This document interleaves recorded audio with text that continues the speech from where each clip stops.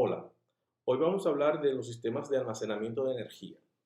Este tema es muy importante a nivel global por el hecho de que es un punto nodal para la transición energética del planeta. Esta transición energética es un tema muy importante. En Colombia se está tratando, la resolución 098 de agosto de 2019 trata sobre ese tema. Pero antes de abordar el enfoque que tiene la ley o la regulación, en este caso esa resolución, queremos hablar de la tecnología per se, o sea, cómo esta tecnología de los sistemas de almacenamiento de energía nos pueden servir para la descarbonización en el ámbito de Latinoamérica, el Caribe, donde nos encontramos nosotros, y a nivel mundial cómo va a afectar dichos sistemas.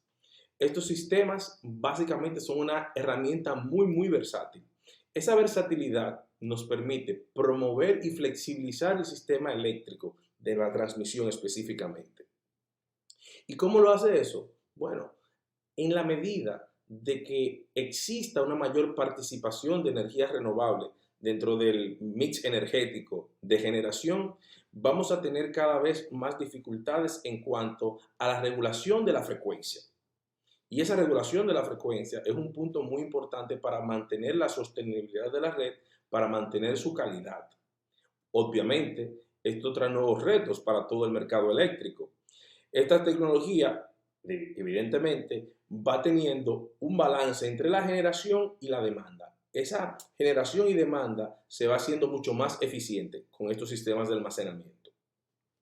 Según la Agencia Internacional de Energía, en un escenario hipotético que tendremos en un futuro cercano de cero emisiones, los SAEs, que son los sistemas de almacenamiento de energía, se convertirían realmente en la fuente principal de flexibilidad de los sistemas eléctricos, reemplazando en muchos casos la generación con carbón o gas natural, que en la actualidad ocupan de manera muy avanzada todo lo que son los sistemas eléctricos a nivel mundial.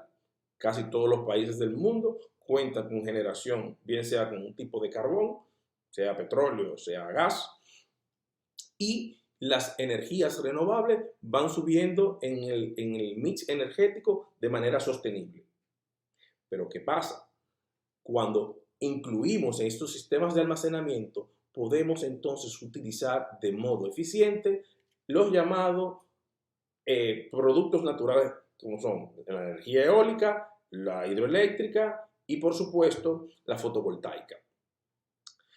Se entiende, quizás en este momento no es el más adecuado de presentarlo como tal, que puede mejorar la eficiencia de los costos. ¿Por qué digo que en este momento quizás no es el más oportuno para decir que mejora la eficiencia de los costos? Porque estos sistemas de almacenamiento tienen un costo nominal muy elevado.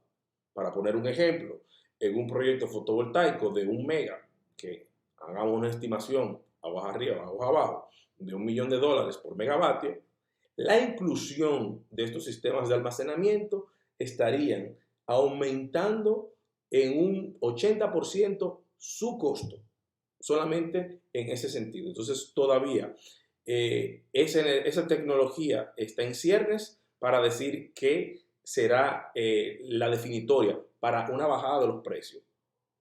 Ojo, eso no quiere decir que la tecnología sigue aumentando, sigue avanzando todos los días y esos costos se van a ir reduciendo con el tiempo. Para hacer una diferencia de cuáles son las tecnologías que se utilizan en estos sistemas de almacenamiento, pensemos que lo que comentaba anteriormente, ese costo ha bajado en la última década de unos $1,000 que costaban en el 2010 a unos 137 en 2020 y se espera que sigan cayendo en los próximos años. Pero de momento todavía significa dentro de un proyecto fotovoltaico energético un incremento de un 80%. Otra tecnología en crecimiento son las baterías de flujo, que también se llaman las baterías electroquímicas, de redox, de vanadio. Son nuevos elementos que se están utilizando en el almacenamiento de energía y se presentan como una ventaja cualitativa muy importante porque aumenta la vida útil de la batería, haciendo más extensos y una mayor facilidad en cuanto al reciclaje de sus componentes. ¿Qué va a permitir eso? Un mejor desempeño en términos de seguridad y de temperatura, que es también un factor muy importante a tener en cuenta, sobre todo países donde tenemos un clima cálido. Ese clima tropical cálido hace que en algún punto esas baterías necesiten algún tipo de enfriamiento por la propia temperatura que se va calentando. También existen los llamados SAEP mecánicos, que son como las centrales hidroeléctricas de bombeo, que son una tecnología de muchísimo mayor capacidad instalada en el mundo, a nivel mundial. Por ejemplo, en el caso propio de Colombia, tienen un importante peso dentro de la matriz energética, lo que son las hidroeléctricas. Misma cosa pasa con Venezuela, pasa con Brasil, que tienen dentro de su mix energético una preponderancia muy importante el tema de las hidroeléctricas. Ojo, también tenemos que analizar los factores medioambientales que influyen en esa producción energética. Esos factores ambientales que influyen en la producción energética y en la seguridad energética están el fenómeno del niño y la niña. En función de uno u otro habrá mayores lluvias o menores lluvias, por tanto, el recaudo de las hidroeléctricas del agua que se necesita para generar electricidad será mayor o menor en cada caso. Por otro lado, hay una tecnología que se está trabajando, incluso en la Universidad de Santander de Bucaramanga se están haciendo estudios muy puntuales con los temas de hidrógeno, que promete dar un impulso bastante fuerte a lo que es la descarbonización de los sistemas, según la Agencia Internacional de Energía. Se entiende que para alcanzar emisiones netas en los años 2050 se requerirá aproximadamente una capacidad de 3.000 gigavatios de electrolizadores. La energía limpia, como la fotovoltaica, la eólica y la misma hidroeléctrica, serán factores fundamentales para poder generar hidrógeno de manera costo eficiente. Así vemos el panorama mundial que está en un mercado en desarrollo. La investigación siempre va a ser el hito fundamental que marcará esa pauta. Todavía en la región de Latinoamérica, que es donde estamos analizando el tema, los SAES no es un número preponderante, pero tenemos un futuro muy brillante y que se vislumbra bastante positivo porque existen proyectos emblemáticos en toda Latinoamérica y el Caribe. Podemos decir o podemos hacer notar el complejo hidroeléctrico de Río Grande en Argentina, que es una central hidroeléctrica de bombeo que tiene una capacidad de 700 megavatios y que también utiliza las baterías PESA a los fines de hacer rebombeo del agua y entonces ir generando más electricidad. En Chile también tenemos una planta termosolar en Cerro Dominador, en Antofagasta. Esa planta termosolar es de unos 110 megavatios. Es otro ejemplo bastante interesante donde se está utilizando esta tecnología. En El Salvador, plantas fotovoltaicas Alvireo 1 y 2 también tienen un sistema de batería ion litio de 3 megavatios que acompañan a las plantas fotovoltaicas de unos 140 megavatios de capacidad instalada total. Este sistema, en el caso de la fotovoltaica, que es muy importante a nivel regional, sirve como regulación de frecuencia que lo requiere la normativa. Tengamos en cuenta que en el caso muy específico de las fotovoltaicas, el gran problema de la fotovoltaica es que necesitan ese respaldo de regulación del sistema porque la luz solar y sus radiaciones no son constantes durante todo el día. Se tiene un pico de producción propiamente de energía, pero cualquier nube también te baja en un momento determinado esa producción.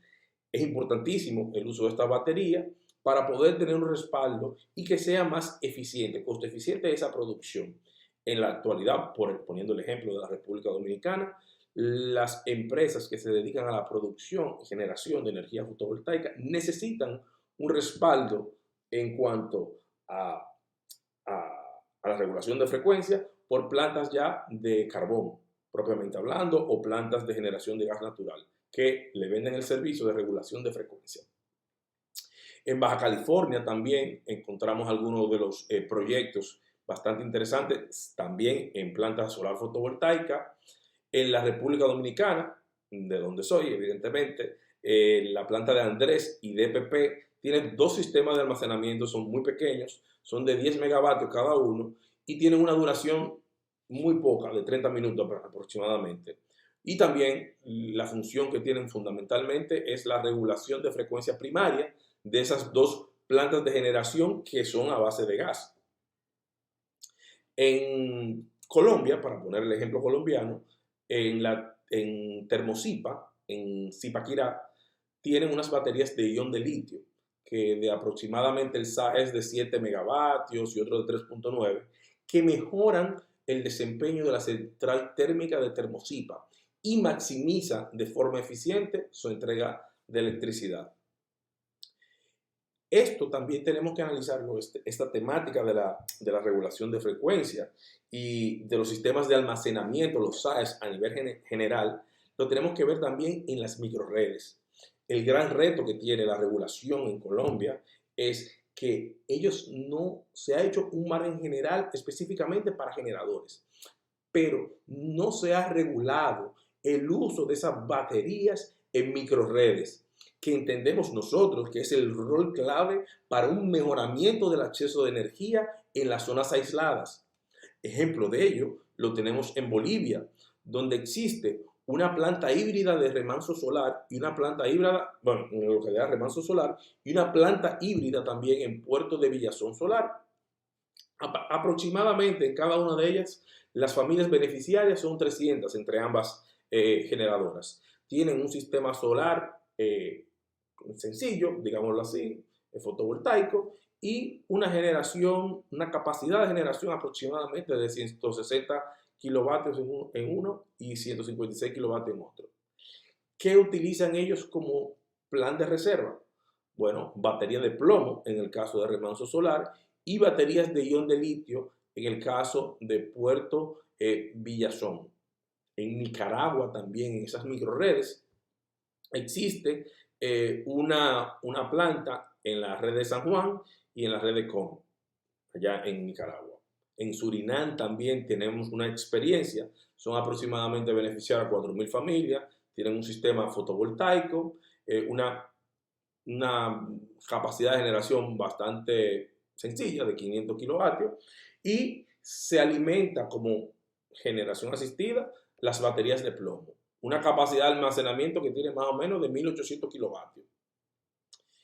¿Y cuál es la importancia para nosotros de entender sobre esta tecnología y los servicios que puede proveer? Bueno, aprovechar esos beneficios en Latinoamérica significaría una incorporación de las energías renovables de mayor repunte. Si analizamos lo que es el componente solar de Latinoamérica, tenemos una capacidad muy envidiable a nivel mundial de lo que podemos generar a nivel solar. El reto que tenemos nosotros es un reto básicamente de cómo nosotros podemos eficientizar y podemos nosotros ser más competitivos. La regulación que establece la CREC con la 98-2019 identifica las necesidades en donde se tienen que ir introduciendo dichas energías. Los proyectos de instalación serán por recomendaciones y la ejecución del proyecto siempre deben ser sobre agentes adjudicatarios. La UCBE, mediante un proceso de selección, va a hacer y seleccionará a los agentes adjudicatarios que se encargarán de esas instalaciones. El reto que tiene esta misma regulación es que en un futuro deberá modificarse y llevarse a un nivel de ley, de una ley de transición energética que realmente cumpla y ayude al desarrollo de las energías renovables en Colombia y, ¿por qué no?, ser un modelo a imitar en los otros países del continente.